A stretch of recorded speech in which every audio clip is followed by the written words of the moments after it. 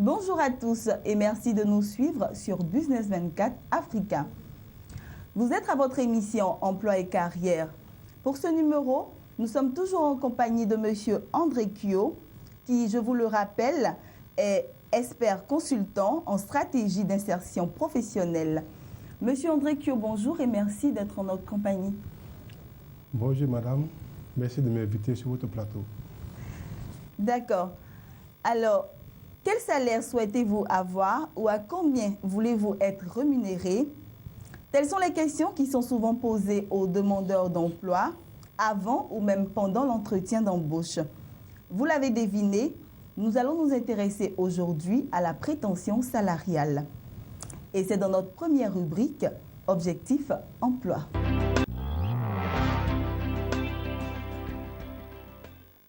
Alors, Monsieur Kyo, qu'est-ce que la prétention salariale? La prétention salariale, prétend d'abord, c'est viser, c'est une aspiration, c'est un souhait, c'est une espérance et non une volonté. Donc la prétention salariale, c'est le salaire que le demandeur d'emploi souhaite ou souhaiterait avoir.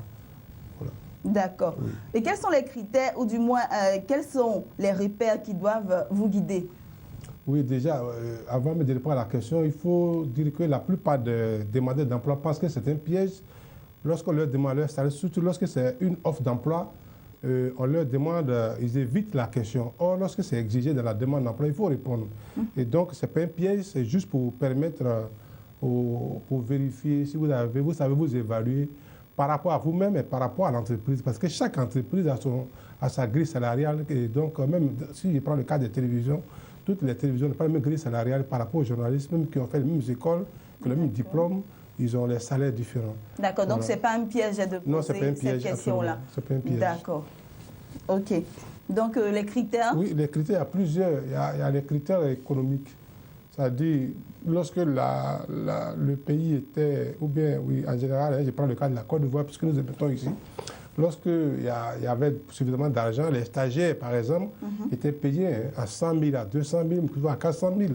Mais aujourd'hui, les stagiaires, on ne les paye pratiquement plus. Donc, il y a les critères économiques, c'est-à-dire plus la situation est favorable, plus les salaires sont élevés. Et donc, on ne peut pas fixer un salaire. On ne peut pas dire non, mon grand frère a travaillé il y a 20 ans dans une banque, il a commencé à 600 000. Oui. Moi, il va commencer dans une banque avec le même diplôme, il doit commencer à 600 000, ce n'est pas sûr, parce que les diplômes sont devenus plus nombreux, il y a plus de diplômés, et donc les salaires sont revus aussi à la baisse. Comme vous dites qu'à diplôme égal, on peut ne pas avoir le Absolument, même salaire. On peut ne pas avoir le même salaire. C'est le cas d'un médecin du public, il n'a pas le même salaire qu'un médecin qui travaille du privé, qui travaille à la Banque mondiale ou qui travaille dans une grosse chaîne de télé, ce n'est pas la même chose. D'accord. Voilà. D'accord. Donc, est-ce qu'il est possible, M. Kyo, de préciser son salaire dans une lettre de motivation ou bien dans un CV? Est-ce qu'il est possible de préciser? Bon, vous avez déjà demandé les critères, il y a plusieurs critères, mais non, non, il faut préciser, lorsque c'est demandé surtout, il y a des offres d'emploi, parce qu'on fait un appel à candidature, on demande quelle est la présence salariale de l'individu, c'est là où vous avez commencé par l'introduction. Donc, lorsqu'on vous demande votre prétention salariale, vous êtes obligé de dire la prétention salariale. Mais là, quels sont les critères? Les critères, il faut déjà évaluer la situation géographique, mais il faut aussi évaluer, ce n'est pas le diplôme. La plupart du temps, ce qui piège les demandes d'emploi, ils pensent que comme ils ont un diplôme, un master ou bien un doctorat, c'est ce qu'on va payer. Ce n'est pas ce qu'on paye en fait. On paye plutôt la performance, on paye plutôt la compétence et non les diplômes. Pas dire que le diplôme, mais peut-être qu'on peut avoir un caméraman qui a un diplôme, peut-être, je ne sais pas, s'il y a plus de niveau, mais je ne suis pas sûr qu'il peut fixer les images mieux que notre caméraman l'ignore. Donc vous voyez, non? Parce qu'il est expérimenté, il a fait plusieurs télés, c'est un vieux de la maison, comme on dit, un vieux père de la maison. Donc il connaît, il sait comment il faut fixer les images et des belles images. Et donc son salaire peut être revu à la hausse par rapport à un jeune qui vient d'arriver, qu'on va apprendre déjà à fixer les images, à saisir, à placer, à décorer la scène, enfin bref. Et donc, à diplôme égal, on n'a pas forcément le même salaire. Quelqu'un qui a plus sur le tas à la caméra, il peut être mieux payé que celui qui vient de sortir d'une grande école avec un diplôme de caméra, c'est comme ça.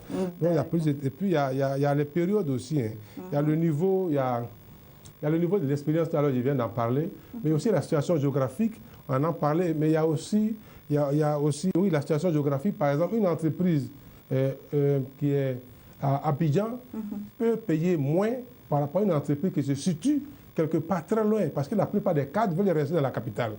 Donc, si on veut prendre un ingénieur pour l'amener peut-être quelque part très loin d'Abidjan, où il n'y a pas un confort, mais pour l'amener à accepter d'aller peut-être très loin, mais il peut apprendre, on peut proposer un salaire voilà, avec des avantages plus élevés pour l'encourager à y aller. Donc, il y a plusieurs critères dont il faut tenir compte pour fixer un salaire, non pas seulement son diplôme. Ça, c'est ça qui est le piège. Lorsqu'on tient compte de son diplôme, c'est que le demandeur lui-même se piège. Voilà. Ce n'est pas le diplôme, c'est la compétence. Il faut vendre.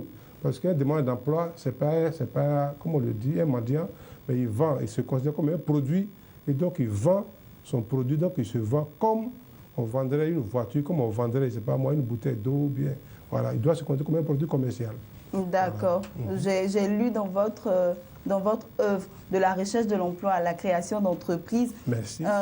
Dans votre œuvre, vous avez dit que on ne paye pas le diplôme, on paye la compétence. Oui. C'est ce que vous étiez en train de Absolument. dire. Voilà, on paye la compétence, donc ce n'est pas possible ce n'est pas donné d'aller peut-être vers un employeur et dire ah voilà, j'ai un tel diplôme, je veux être payé à tel prix.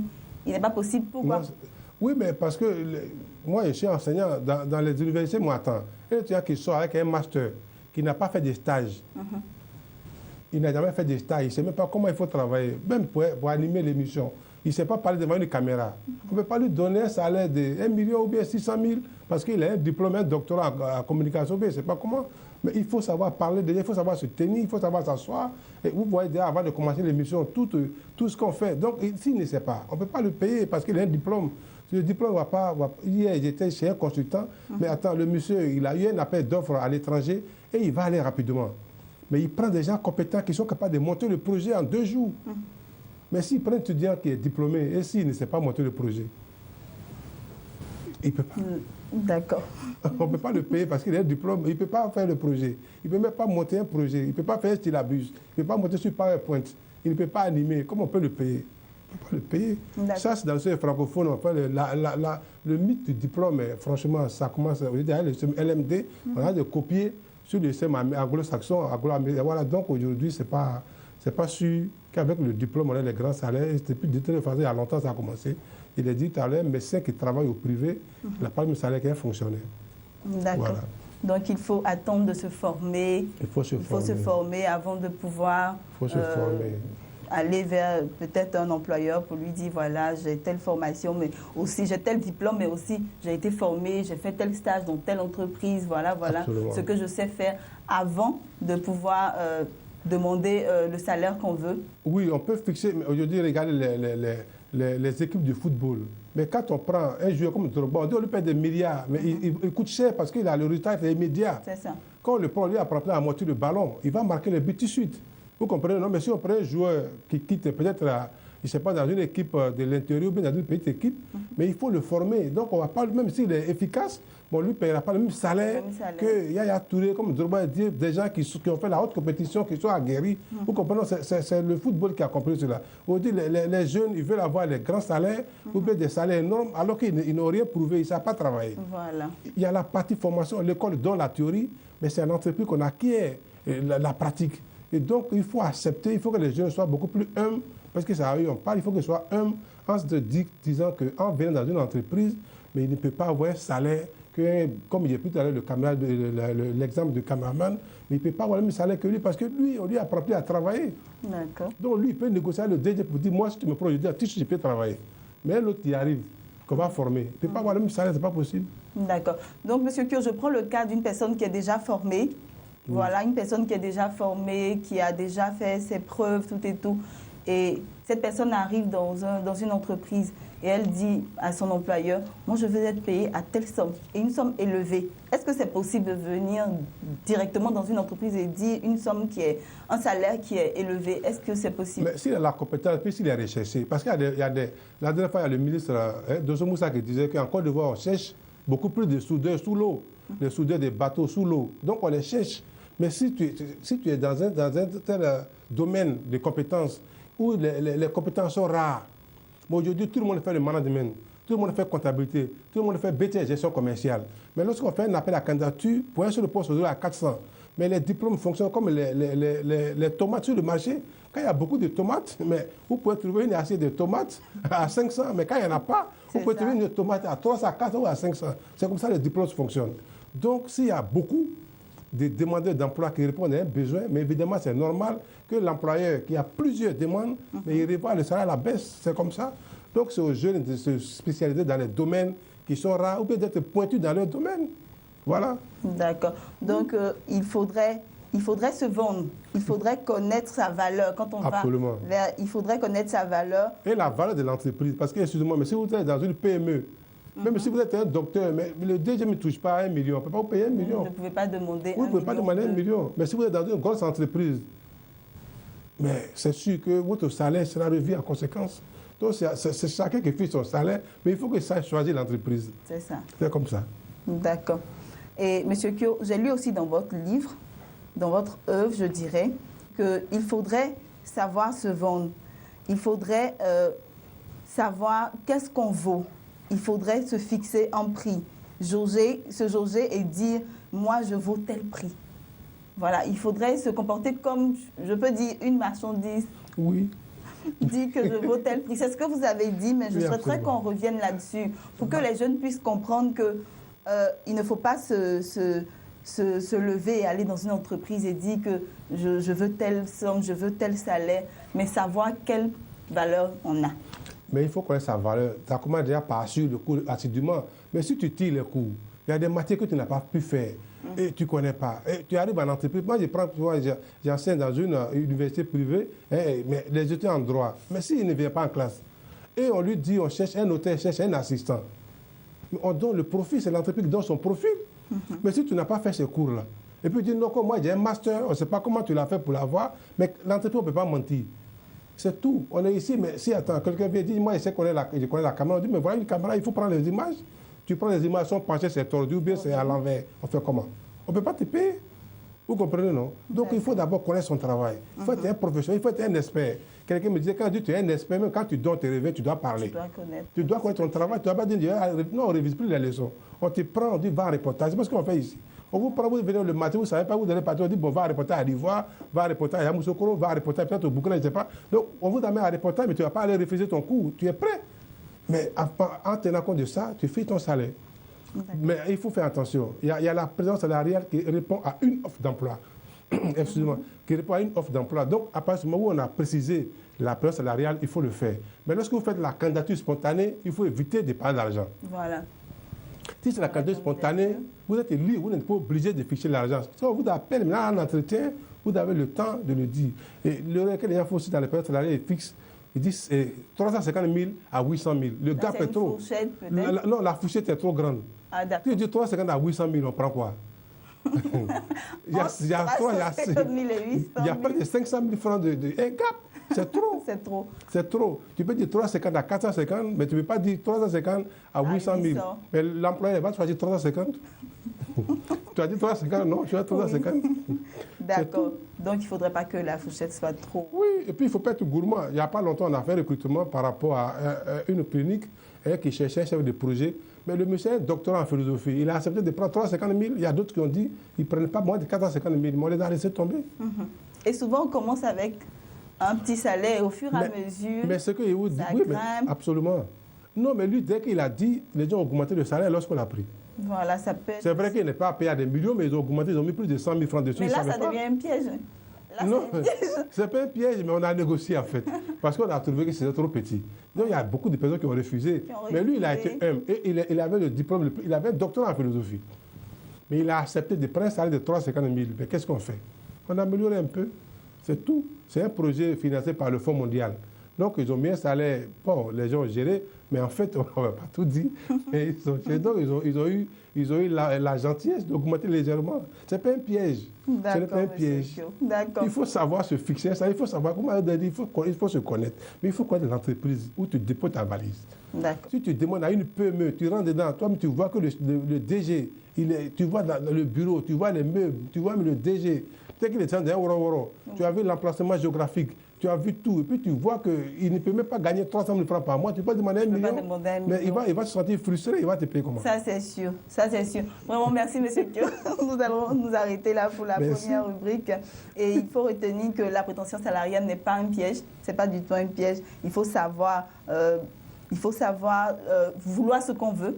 Il faut se connaître, avoir un prix et puis voilà, se valoriser. Merci, monsieur Kyo. Nous allons passer, chers téléspectateurs, à notre deuxième rubrique qui est Espace Espoir. Nous voulons nous adresser à tous les cabinets, toutes les entreprises qui nous ont appelés pour savoir si elles peuvent envoyer des consultants ou leurs responsables pour parler dans notre rubrique. Évidemment, c'est possible, c'est officiel, c'est pourquoi nous donnons ce plaisir-là de leur adresser officiellement cet appel-là. Donc nous appelons les cabinets de recrutement. Les cabinets de recrutement, les cabinets de placement qui ont des cérémonies ou qui ont des offres d'emploi à faire. Mais ces cabinets peuvent nous contacter pour venir s'adresser à leur cible. Et nous parlons aussi aux cabinets de formation continue qui sont agréés par le FDP ou non. Les cabinets de formation continue nationaux ou internationaux, ces cabinets aussi peuvent venir vendre leurs séminaires, puisque nous sommes une télévision qui passe dans 45 pays d'Afrique et donc ils peuvent atteindre très facilement et très aisément leur cible et donc nous les attendons aussi. Et nous voulons parler aussi à des PME, PMI qui ont des cérémonies, des anniversaires, qui ont envie de lancer leur projet, qui ont envie de discuter avec leurs clients, qui ont envie de se faire connaître à l'international. Parce qu'aujourd'hui, à la CEDEAO, il y a 8 mois, les pays africains deviennent un village planétaire. Et donc, les clients sont un peu partout, ils peuvent communiquer avec ces clients-là. Et donc, nous appelons, n'est-ce pas, les chefs d'entreprise, les cabinets de recrutement, les cabinets de placement et les cabinets de formation continue, mais aussi à toutes les écoles qui ont envie, n'est-ce pas, de vendre leurs images, surtout la rentrée approche. Il ne faut pas attendre les derniers jours de la rentrée pour faire ta promotion. Nous les appelons, nous les attendons pour que, ensemble, parce que c'est grâce à cause de vous que nous avons créé cette chaîne, ensemble, nous nous aidons, n'est-ce pas, à atteindre vos clientèles, à atteindre vos cibles, à atteindre vos partenaires, à parler à l'Afrique. Parce que nous sommes une chaîne qui parle de l'Afrique. Voilà. C'est l'appel que je voudrais lancer. Nous disons déjà merci à toutes les entreprises, n'est-ce pas, qui nous ont fait appel et qui ont souhaité passer dans cette émission, la rubrique Espoir, pour donner espoir aux gens. Donc, il faut venir pour donner espoir à vos clients, pour donner espoir à vos employés, pour donner espoir aux pays africains. Parce qu'un peuple qui n'a pas d'espoir est un peuple qui est voué pratiquement à la perdition. Il faut donc que les jeunes aient espoir. Il faut donc que les entreprises ne se privent pas, voilà, ne se gênent pas à nous contacter aux adresses qui s'affichent au bas de l'écran. Voilà, c'est ce que nous voulons vous dire et nous vous disons déjà merci. Merci parce que c'est grâce à vous que nous continuons, n'est-ce pas, à travailler.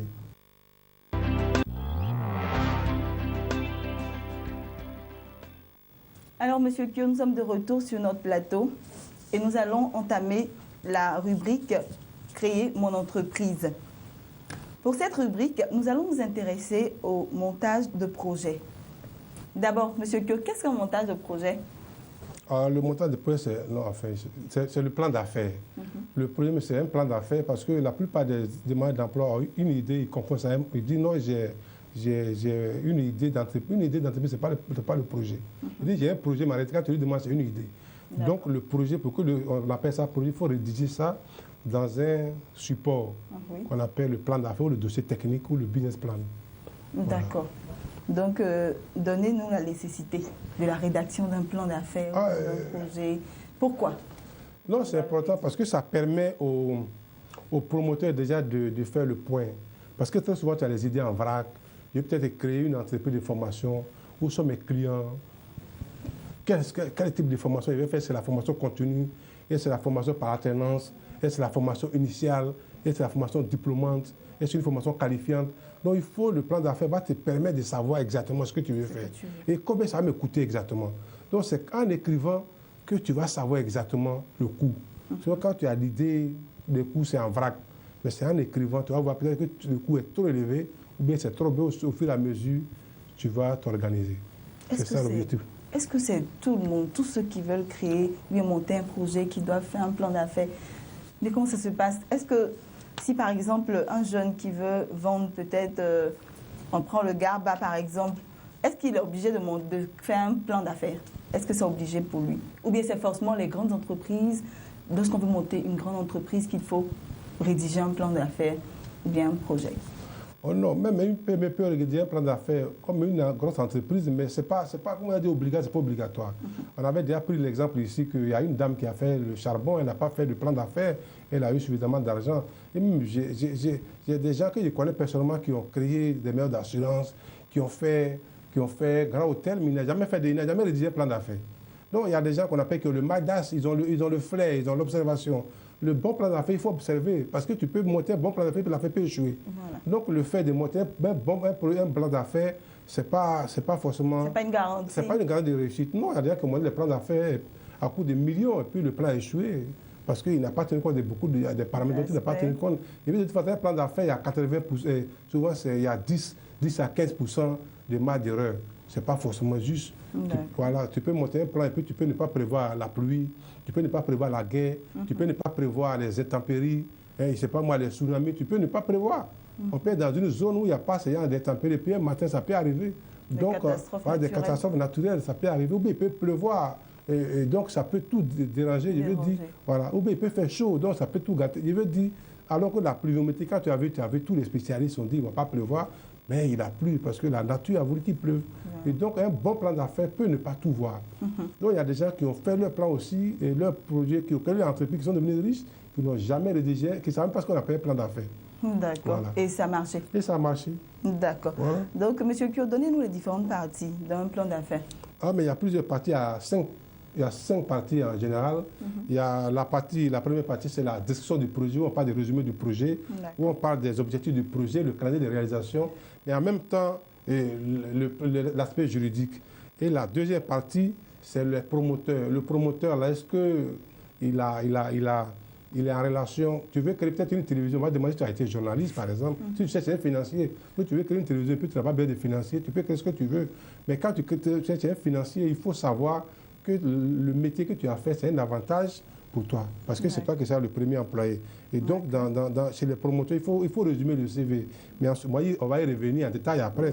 Donc, après le bilan personnel et tout ça, le bilan personnel, c'est l'ensemble de ces actifs. C'est-à-dire, qu'est-ce que tu as et puis qu'est-ce que tu dois.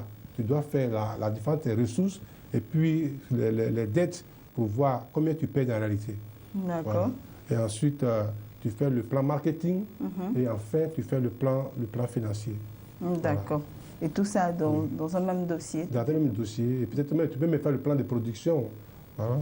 D'accord. Mais on va y revenir peut-être dans les prochaines émissions, si vous le permettez, en détail. Oui, on va y revenir. Partie. On va voir les différentes parties. Vous allez nous expliquer dans les prochaines émissions. Absolument. Voilà. Si nos téléspectateurs, et c'est un rendez-vous en même temps, si nos téléspectateurs désirent avoir les autres parties, ils doivent rester avec nous, ils doivent nous suivre pour les prochaines émissions.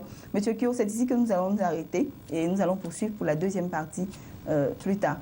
Absolument. Voilà, nous allons terminer et je suppose que vous avez quelque chose à dire à nos téléspectateurs avant la fin. Oh, mais c'est de les remercier parce qu'ils nous appellent beaucoup du Togo, du Bénin, du Burkina, de Centrafrique, du Tchad. Je ne sais pas, j'oublie cette fois.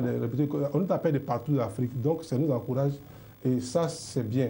Mais nous leur demandons de nous écrire sur le mail qui s'affiche au bas de notre écran. Voilà, comme vous le dites au bas de l'écran.